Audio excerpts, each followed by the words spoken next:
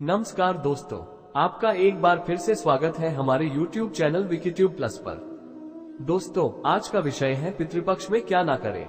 चलिए शुरू करते हैं। सनातन धर्म में पितृपक्ष या पितरों की पूजा और पिंडदान को विशेष महत्व दिया गया है। पितृपक्ष में पूर्वज यमलोक से धरती पर आते हैं और अपने परिवार का चक्कर लगाते हैं। पितृपक्ष में पितरों की तृप्ति के लिए उन्हें भोजन कराया जाता है, जिससे उनकी आत्मा को शांति मिलती है और वे हमें सुख समृद्धि का आशीर्वाद देते हैं। शास्त्रों में पूर्वजों को भी देवताओं के समान शक्तिशाली माना गया है। पूर्वज भी देवताओं की तरह आशीर्वाद देते हैं, जिससे परिवार में सुख शांति बनी रहती है। पूर्वज क्रोधित भी होते हैं, जिसके कारण जीवन में कई उतार चढ़ाव का सामना भी करना पड़ता है। इसलिए इस पावन पितृपक्ष में कुछ ऐसे कार्य हैं जो नहीं करने चाहिए। ऐसा करने से पितरों की आत्मा क्रोधित हो जाती है। पितृपक्ष में भूलकर भी ना करें ये काम। शास्त्रों के अनुसार सुबह का समय देवी देवताओं की पूजा का होता है। वहीं दोपहर के समय पितृगण की पूजा करनी चाहिए। ब्राह्मणों को जो भोजन करना चाहिए, ये सब कार्य पितरों की तृप्ति के लिए दिन में ही करना चाहिए। इसके साथ ही पितरों को दान किया गया भोजन गाय, कौए, कुत्ते को भी खिलाना चाहिए। पितृपक्ष के दौरान पितरों की आत्मा की शांति के लिए पिंडदान और तर्पण विधि करनी चाहिए। धार्मिक मान्यताओं के अनुसार पितृपक्ष में पितरों की पूजा न करने से पितरों को मृत्युलोक में स्थान नहीं मिलता और उनकी आत्मा भटकती रहती है, जिससे पितरों को क्रोध आता है और अनेक दोष उत्पन्न होते हैं। इसलिए पितृपक्ष में तर्पण विधि और श्राद्ध कर्म किया जाता है। पितरों की पूजा करते समय विशेष बातों का ध्यान रखना चाहिए। भूलकर भी पितृपक्ष में लोहे के बर्तनों का प्रयोग नहीं करना चाहिए। ऐसा माना जाता है कि पितरों के लिए बने भोजन या जिसमें भोजन परोसा जाता है, उसमें लोहे के बर्तनों का प्रयोग नहीं करना चाहिए।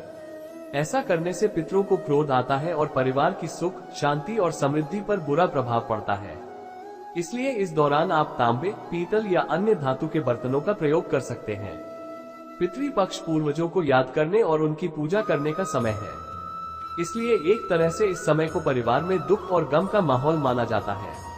धार्मिक मान्यताओं के अनुसार इस दौरान कोई भी शुभ कार्य करने से बचना चाहिए और नया सामान भी नहीं खरीदना चाहिए। ऐसा करना अशुभ माना जाता है। यदि आप पितृपक्ष के दौरान पितरों का श्राद्ध कर रहे हैं तो शरीर पर तेल लगाने और पान के पत्तों का सेवन करने से बचना चाहिए।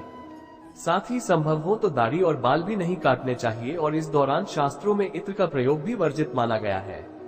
ऐसा करने से पितरों को क्रोध आता है। पितृपक्ष में भूलकर भी किसी का अपमान नहीं करना चाहिए, क्योंकि आपके पूर्वज किसी न किसी रूप में आपके दरवाजे पर आ सकते हैं और आपके व्यवहार से उन्हें ठेस पहुंच सकती है।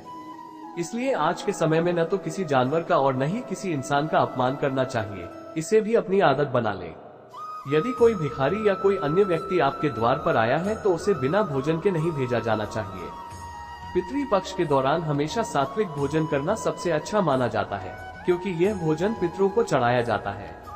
प्याज और लहसुन से बना खाना खाना न बनाएं। यदि आपको अपने पूर्वज की मृत्यु तिथि याद नहीं है तो पितृपक्ष की अंतिम तिथि को आप पिंडदान या तर्पण विधि से पूजा कर सकते हैं। ऐसा करने से सभी दोषों से मुक्ति मिलती है और उनका आशीर्वाद भी मिलता है।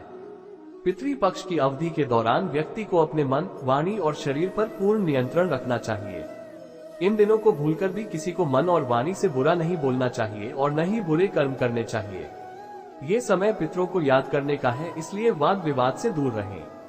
ऐसा करने से पितरों को गुस्सा आता है कि उनके परिवार के लोग आपस में झगड़ रहे हैं। इसलिए इन दिनों प्रेम से रहना चाहिए ताकि पितरों का आशीर्वाद हमेशा बना रहे। पितृपक्ष में जप, तपस्या और दान का विशेष महत्व है।